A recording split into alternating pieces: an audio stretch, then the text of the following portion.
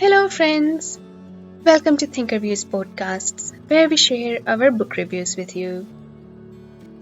Futuristic science fiction remains one of the most favorite genres for Team ThinkerViews, and we enjoy searching and reading more and more of such books. Recently, looking for an audiobook to listen to on one of our journeys, I came across this fantastic series of books by Amie Kaufman and Kristoff.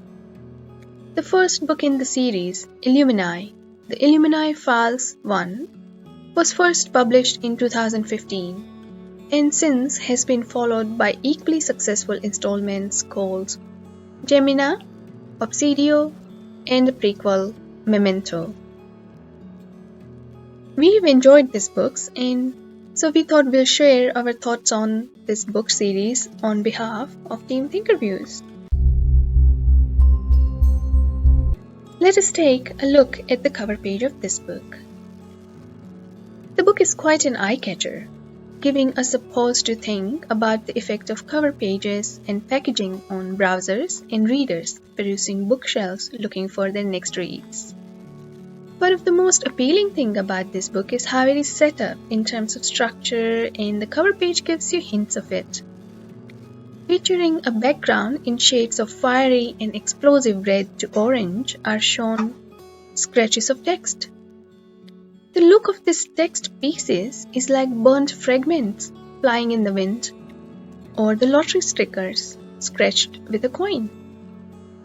The cover also features one of the best lines from the book. First, survive, then tell the truth. The year is 2575. The place is an obscure corner in the forgotten part of the universe called Kerenza, which only interesting enough because of the illegal mining operations. Cady Grant and Ezra Mason are facing a difficult day at school due to their extremely recent breakup, when their world is literally torn apart by attacking warships. Cady and Ezra end up in Cady's car and eventually one of the few lucky survivors to make it to the Alexander, part of the rescue fleet. Eventually, though, the survivors are separated as Ezra is called in to join the defense crew while their spaceships are on the run.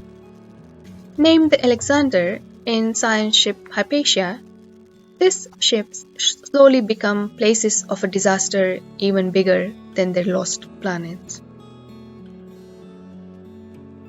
You see, the attacking giant corporation of Baytech Industries used bioweapons on Kerenza. This included a mutating virus called Phobos, and everyone who was exposed to this is now turning into murdering madmen. And hundreds of mad people trapped on a ship with no escape means eventually there will be no one left alive. As if this is not a disaster enough, the spaceship's artificial intelligence control Aiden appears to be trying to kill every single soul on the ship. Aiden has successfully destroyed another ship in their own fleet called Copernicus, and there seems to be no different end in sight for the Alexander. While the information on Phobos is slowly discovered and dealt with by medical personnel, they are all aware of the Baytech dreadnoughts on their tails, including the leadership called Lincoln. Arrival of Lincoln will mean nuclear death for both Alexander and Hypatia, crippled as they are. With no safety inside or outside, the universe is really not big enough to escape death. And so, what are our views and reviews? The series is the futuristic sci-fi with so many interesting elements, and the story of survival outlined above is only the core of the book. There are so many characters and life threads wound around Cady and Ezra. At the start of the book, they are teenagers looking at life in a somewhat abstract way of the young. But the attack brings it all down to mere survival. While Ezra is more drawn towards the official defense through armed forces, Katie is the rebel. She is the one who hacks into all forbidden systems to find out information, no matter what it contains, and where it will lead her. The surroundings are extremely dangerous, what with the nuclear attacks, mutating pathogenic viruses, and dwindling hope with the ship AI gone rogue. With every passing minute, they are losing friends and family, people they have known and loved. The harshest part is that they are losing friends they have barely made, like Katie's mentor in hacking, Byron Zhang. On top of this, there comes a moment when Katie realizes that she has been tricked, that nothing is as she thought it was, and that she has lost everything and everyone she thought she ever had. That's when you wonder why Katie would go on. And so the authors have a lot of lines wondering about humans and humanity and why we do what we do. Our strengths, our weaknesses, our obsessions, our frailties, our perverse tendency to repeat our mistakes again and again until we seem to make no progress as time passes by. But the book also packs enough entertainment and fair bit of violence with the continuous warfare inside and out, and madness-inducing virus that makes little girls tear out hearts of their victim. So beware, young readers, the book is really not suitable for you. Now, if it all seems like a lot to take in one book, it is not. The book is not told like a usual story. It is presented as a collection of a hacker's chronicles. So it has memos, emails, chats, message boards, analyst survey records, etc. And also drawings, maps, and pictures to tell you the whole tale layer by layer. As you can imagine, that means there are not many usual dialogues or drama situations either. The writers strike a very good, witty, funny, bantering notes in the chats and messages though. Also, the analyst survey reports are not all heavy and bureaucratic, but packed with individual comments and criticism.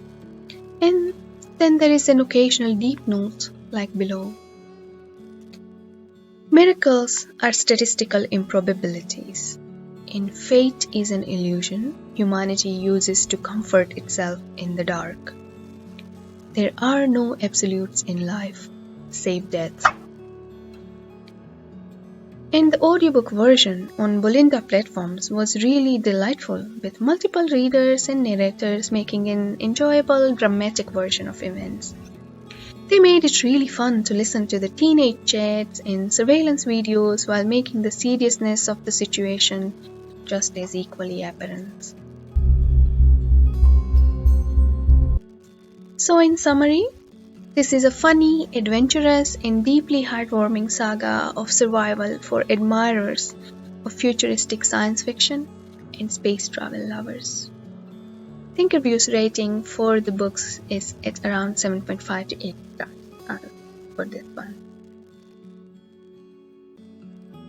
Please let us know if you have already read these books via comment. Please let us know what you thought of them. Have you read any other science fiction books that you would like us to read and share our thoughts with you? And until the next time, thank you for listening. Please do let us know via comments if you enjoy The Adventures of Friday Barnes or any other similar young detectives. We would love to know your thoughts and explore the same series and review our thoughts on the same with you. Until next time, thank you for listening.